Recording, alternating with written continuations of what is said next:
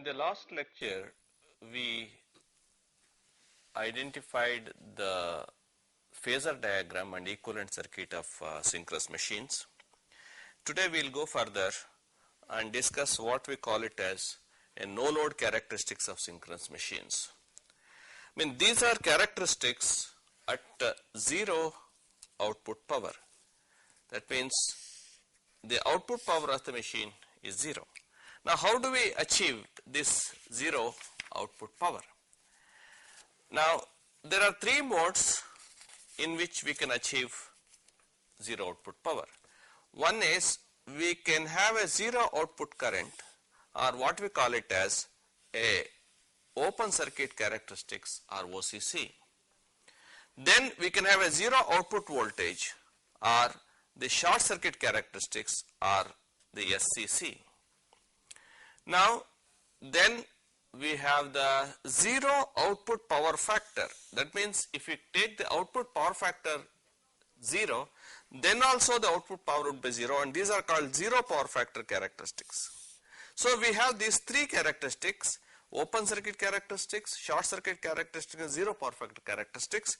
And let us now discuss each of these characteristics separately and find their significance. Each one of them has a specific significance. Now, the first one is called the open circuit characteristics, that is OCC, or open circuit characteristics. Here we maintain the current of the armature current of the generator 0, and we plot the terminal voltage of the generator on open circuit with versus the field current IF, keeping the speed constant at synchronous speed. So this is called the open circuit characteristics. We maintain the armature current 0, we keep it open circuit, measure the terminal voltage with the field current. But throughout we keep the speed constant. Okay. Now, in order to understand this, we use certain symbols. These are, we use F for the field, A for the armature, and R for the resultant. That means the air gap peak MMFs are, the F is the peak field MMF, A is the peak armature MMF, R is the resultant MMF. We have already learnt in the earlier lectures that these are the three fields which are going to induce voltages in the armature of the machine. Now we should look at, under this condition, what are the nature of the fields. Nature of fields are, when the armature current is 0, then the armature MMF is 0. So the net resultant MMF R is same as the field MMF F, because the field current is there. So we sum up, we say that net air gap field is only due to rotor field, since stator field is absent. There is no armature or stator field, so it is only due to the rotor field, and that is the net air gap field under open circuit conditions. Now, under this condition, we have already understood what is meant by an equivalent circuit. That means we draw an equivalent circuit of a synchronous machine. This is the field voltage due to the field alone, that is EF. RA is the armature resistance, and JXS is the synchronous reactance, and the VT is the terminal voltage. So at IA being 0, you find that VT is same as EF, VT equal to EF. Now we know that EF is given by 4.44 into kW into number of turns, N phase into frequency into flux. So this flux is the flux due to field alone, and therefore VT, since all other quantities are constant like kW, N phase and F, the terminal voltage VT, which is EF, is now proportional to field flux. So VT is proportional to field flux, and this field flux phi f is related to the flux density Bf, that is the air gap peak flux density produced by the field current. So that will be this is phi f is the flux per pole due to the field. So the field current on the other hand If is proportional to the Hf, that is the magnetic field intensity H due to the field alone in the air gap, and of course this is also due to the armature, due to the field MMF F. So Bf, but the Bf Hf is a non-linear relation. It is not linear. That means in a whole circuit BH, if you look at the flux that flows through the machine, it will flow through part of the iron and part of air. So air portion being non-linear, you will observe that the phi f IF is non-linear relation, and hence the open circuit characteristics OCC, which is a relation of the terminal voltage versus field current. We have seen the terminal voltage related to BF and IF, the field current is related to HF, BH being non-linear. So the variation of EF versus IF or VT versus IF is also non-linear. So this is an important conclusion we say. The open circuit characteristics is inherently a non-linear characteristics because the B versus H is non-linear and it is directly related to BH relation of the materials. Next, if you want to understand better, we see that net MMF or MMF of air gap and MMF for iron. So the net MMF is, if you look at the actual machine configuration, you have the field which has its iron, and you have the armature which is generally stator. So the flux flows through like this. So certain MMF drop is in gap G here, and there is certain MMF drop in the iron here. That means if you say A, B, C, D, E and F, so you find that gap or air is in the region AB and DE, and iron portion will be in the portion BCD and also in the portion EFA. So you will notice that the MMF is having a composite requirement to produce flux both in the air gap as well as in the iron. So if we take that into account, so you will have the MMF for iron. MMF for air is generally linear. We know that B is equal to mu naught H. So there it is a non-linear relation in the air gap. But however, in the iron portion, it is non-linear B with H. BH is not linear in the iron portion. But at low values of IF, air gap MMF is very predominant. It's almost, you can say, mu is infinity. So iron MMF is negligible. So this is what you find at low value of IF.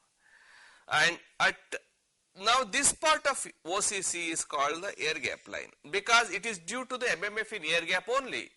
The iron MMF drop is negligible. So it's called, it is a linear portion of the open circuit characteristics. However, at high IF, iron MMF becomes significant due to saturation, because as we go higher in the flux density in the iron portion, it will demand more MMF and BH relation becomes non-linear. Therefore, with this results in the OCC being non-linear at high values of IF. This we can see typically like this. That means the characteristics will be V open circuit here versus the field current. So it will follow a path like this. So linear portion up to here, it is also called an air gap line. This is linear at low values, then it saturates, and this is non-linear portion. And you will observe that up to this is a linear portion, and beyond this is non-linear portion. Now the rated voltage, what you notice is, if there were only air gap MMF, then you would require only OB as the field current. This field current will be just OB if at rated voltage, but for the area. Now, but because of saturation, we find that the MMF required is higher here. That means this much portion, not up to here. So this will be OB, and OB is IF with linear and OA is IF with saturation. So you notice that OA is definitely greater than OB. That means since you will require a higher MMF or a saturated condition at rated voltage. Okay. Next, we can also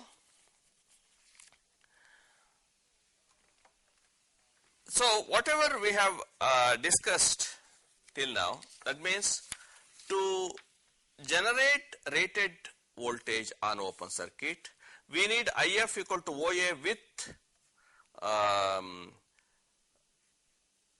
you find IF is equal to OA with saturation, but if iron MMF or saturation is ignored, IF is equal to OB, which is less than OA. So this is what we have seen. Now under open circuit condition, we do not have armature MMF. So you only have the voltage induced EF. This is the phasor diagram.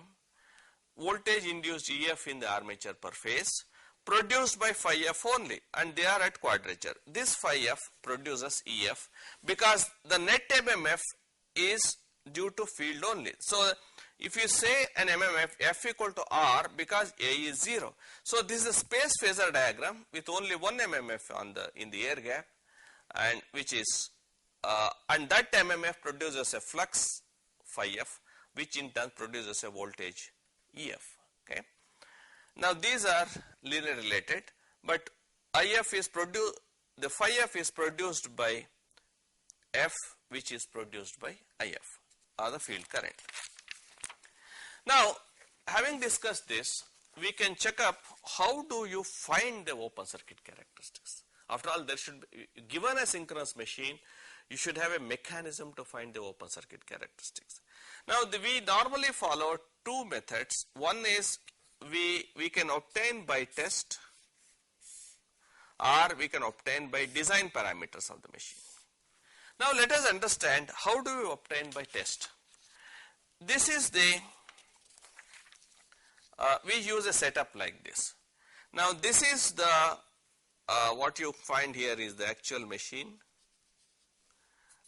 with its field winding and armature windings. In armature, you keep it open circuit. Of course, it may be star connected, and you can connect a voltmeter at the terminals of the armature.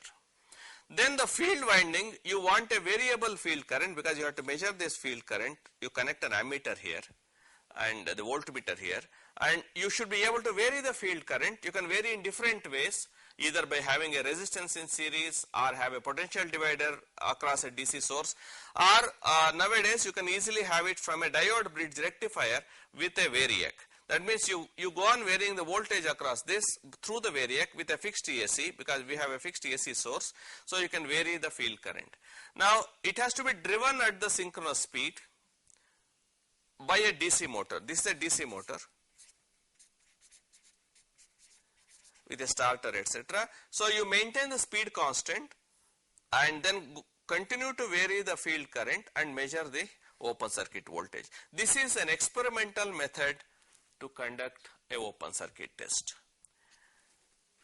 Now that means to sum up, we have written here, drive the synchronous machine from a DC motor at a fixed speed ns, then vary the field current through whatever method. Here we have a rectifier and a variac, and measure the open circuit voltage VOC, and you can also measure the input power to the DC motor. We will discuss a little later what will the input power of the DC motor and open circuit signify.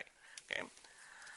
Now as far as the design methods are also followed, that means for each open circuit voltage you find what is the flux required, and then for that flux what is the B required, air gap flux density required, and for that flux density you find use the BH relation and find H and F, that is the magnetic field intensity and the MMF required for portions like air gap portion, the stator iron portion and the rotor iron portion. We have already seen that there are different portions here, that is stator iron, rotor iron and the air gap. All of them require the MMF drop for the given B or H, and that you calculate by design. Then for the required, then you find the total MMF required. For that total MMF to be produced by the field winding, you will find what is the field current required.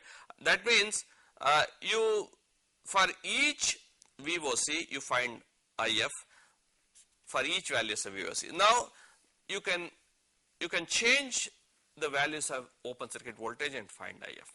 But recently there are several software are available through the method called a finite element method. It is solving an electromagnetic equations inside the machine for the given excitation, and it will produce the flux plots, and therefore you can calculate the magnetization characteristics by knowing the flux plot for each values of the field current. So you have the flux plots, so you will find for different values of field current you know the flux per pole, and then you calculate the voltage generated and so on. So it is possible, and these sophisticated methods also help you in finding the actual waveform in the air gap, and then possible harmonics, etc. Now we have to see under open circuit condition what is the input. So after all, a DC motor or prime mover is putting some power into the machine under open circuit, but there is no output power. So it should go into certain losses. So one loss is the friction windage or mechanical losses. Another is whenever the machine is excited, there are the fluctuating fluxes in the stator and not in the rotor. So due to the variation of flux, there are losses, iron losses, which are generally eddy current hysteresis losses. Therefore, under open circuit condition we find two losses. One is the mechanical loss or the friction windage loss, we call it as FW. That is to drive the machine against mechanical losses. Second is the electrical loss or the core loss, that we call it as, let us say, PC. The core loss in the machine, mainly in the stator core. This input power under open circuit we say P naught, that will have two components, friction windage and core loss.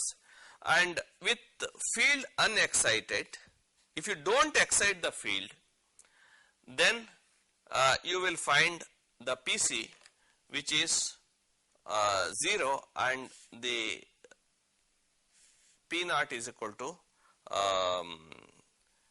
friction windage. Therefore you can find the friction windage loss in the machine, and the general trend is that this PC, that the core loss will increase with the terminal voltage, because if you increase the terminal voltage there is increased flux density, therefore increased losses. So this is a typical variation of the core loss with voltage. So you can also obtain certain loss information from this open circuit test, are the measurements that is done on this. Okay, next we will go to the short circuit characteristics. That means we have, under this condition, we will measure what is the armature current under short circuit versus the field current at synchronous speed ns. That means you maintain the synchronous speed, you measure the current, you short circuit the armature and you measure the field current. That means the short circuit current versus the field current at ns with Vt is 0, that is terminal voltage is 0 now. So at Vt is 0, that means we go to the equivalent circuit. Now this is Vt, which is 0. But that means whatever is the inherently induced voltage will go as a drop across the internal impedance. This is equivalent circuit under S, short circuit. So if Vt is 0, this EF, what we see here, will be equal to Ra plus Jxs, because the sum of Xas and Xls is called Xs into this. So you find a interesting relation that EF is equal to Ra plus Jxs into Ia under short circuit condition. Okay. Now supposing as an ideal situation, let us say that these two are negligible. That means armature resistance is 0 and leakage reactance is 0. So we take ideally when Rs and XLS is 0, then you notice this being 0, this ESR, that is the net due to the resultant field, the voltage is also 0 because this drop is 0. So ESR, the net voltage induced in the armature due to the resultant field becomes 0. So therefore when the resultant field voltage is 0, the net air gap field FSR, phi SR is also 0. So that means there is effectively no flux in the air gap, right? And armature flux, therefore what will happen? Because after all the flux is due to the combination of armature MMF and the field MMF. Therefore whatever armature flux is produced which opposes the field flux. So this is an important conclusion. We say under short circuit condition ideally there is no flux in the air gap because every point in space, as soon as the current is induced in such a way to oppose the flux produced by the field. That means the flux due to the field plus flux due to the armature is 0. That is the field flux and armature flux is 0. So net MMF is also 0. That means this F plus A, this is due to field and this is due to armature. So you will find that this is 0. That is MMF due to the field current, MMF due to armature current is 0. You must understand that all of them are rotating at synchronous speed. So at every point in space and time it will nullify, it will oppose each other, right? But so if we look at, but in actual practice it is not so because there is certain armature resistance, certain leakage reactance. So in effect under short circuit conditions net flux will be mainly the leakage flux in actual practice. So this is the situation. So actually we find that the net flux is small to account for leakage impedance, okay, to produce some leakage flux and also to nullify the resistance. So the net, so what we find is the resultant flux that will be produced is phi SR, which will produce ESR, which is again a small flux, will go for, what will be the ESR? This ESR will then actually go for a drop in Ra and XLS, resistance and leakage reactance. Now to produce leakage flux, etc. So you have ESR is equal to Ra plus J XLS. Now then this is unsaturated. That means since the flux is very small, there is no question of saturation. So since the flux is small, that means it is a linear, and I short circuit causes the MMF A to oppose the F at all points. Therefore, at higher IF, higher IS is needed. Higher the field current, it has to produce more the short circuit current in the armature. So therefore, there is a relation between ISC and IF. They are directly proportional. Therefore, ISC-IF relation is linear. This is an important conclusion. On short circuit, because of no saturation, the relation of ISA, short circuit current, which is AC versus IF, is linear. That means we come to an important conclusion that short circuit characteristics is linear while the open circuit characteristics is non-linear. Now we can now try to look at the phasor diagram under short circuit conditions. Let us look at ideal phasor diagram where we said there is no RA, there are no XLS, leakage, no resistance, no leakage reactance. So the net ESR is 0. That means you have this is 0, and this is the flux phi F, which will be totally opposed by phi A. Phi S, phi A are equal and opposite, so net flux is 0, and the phi F produces EF, which is equal to JIA into XAS, because that is this net flux is 0. So if the voltage goes up, if voltage is induced up, this will induce down like this. So you find EF is equal to IA into JXAS, that is this voltage equal to this voltage, and this EF equal to JIA XAS, and this is the current IA. So EF is same as JIA XAS, or EF minus JIA XAS is 0. So the net ESR is 0. That means whatever F MMF produced with the field is opposed by armature MMF, so net R is 0. So you find this is an MMF balance or a space phasor diagram. This is a time phasor diagram giving the voltage. Now, if you look at a phasor diagram in actual practice, actual phasor diagram, you will see that IA, there is a drop IARA here, and there is a drop IA into XLS, that leakage reactance. So there is an ESR which is not 0, though it is small. So this is small, and then further 2 ESR, so this is small. To ESR we have to add JIA XAS, because the same current IA will flow through here. Now if you add the JIA XAS, you find the net voltage EF. So net voltage EF is this plus this drop, that means this voltage plus this drop. So you find this is the EF, which is not exactly 90 degrees with IA, unlike in the earlier case, because there is a resistive component. Now, so EF is the net internally generated voltage due to the field alone.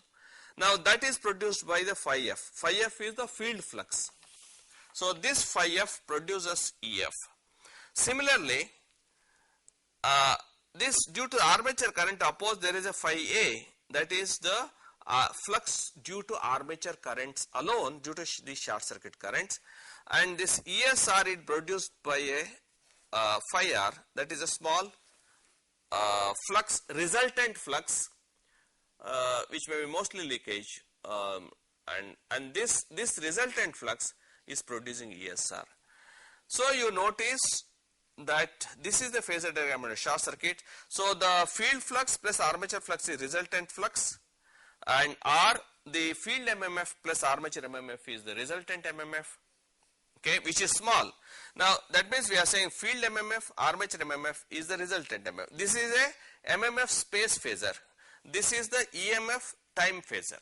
Okay, so you find that EF minus JIA XAS is equal to ESR. This is whatever is the voltage induced minus the drop across the armature reactance will be the ESR. That means EF minus JIA XAS is equal to ESR. So this is in nutshell the situation under short circuit condition, time phasor, space phasor, and therefore the characteristics is short circuit characteristics will be ISC is linear with IF. It increases with field current. Next, how do you find this short circuit current? So we again, in this case, we again conduct a test. So for conducting the test, as per the requirement, the output terminals must be short circuited. So not any two, but all the three must be short circuited. If these are the three phases A, B, C, now all the three of them must be short circuited through an ammeter to measure the short circuit current. And as we did in open circuit test, we can have a rectifier and a variac to control the field current. So you can vary the field current. There is an ammeter, this is a DC ammeter, this is an AC ammeter, and this has to as we vary. And similar to open circuit test, we run it at N equal to Ns. So by a prime mover, which may be typically a DC motor. So this test setup is generally used to determine the short circuit characteristics, and that is we run that synchronous machine by a DC motor or the prime mover at a fixed speed Ns. We vary the field current IF and measure the short circuit current ISC till near the rated value. So till the rated value we go, because we cannot go too much above the rated value. Okay. So now we have seen open circuit characteristics and short circuit characteristics, and under the next we can also ask, why are we doing all this? Both of them is zero output power. Whatever input power goes to the losses, etc. Now let us look at the significance of these two characteristics. That means after determining the open circuit characteristic and short circuit characteristics, how we can use them. We use them to determine what is known as the synchronous impedance or the synchronous reactance, which we have already learned in the earlier classes. Now we have see here, these are the I have written both open circuit characteristics, short circuit characteristics. So we see for any given value of field current, it will require certain open circuit voltage and to produce certain short circuit current. And we have also seen that this relation, that the open circuit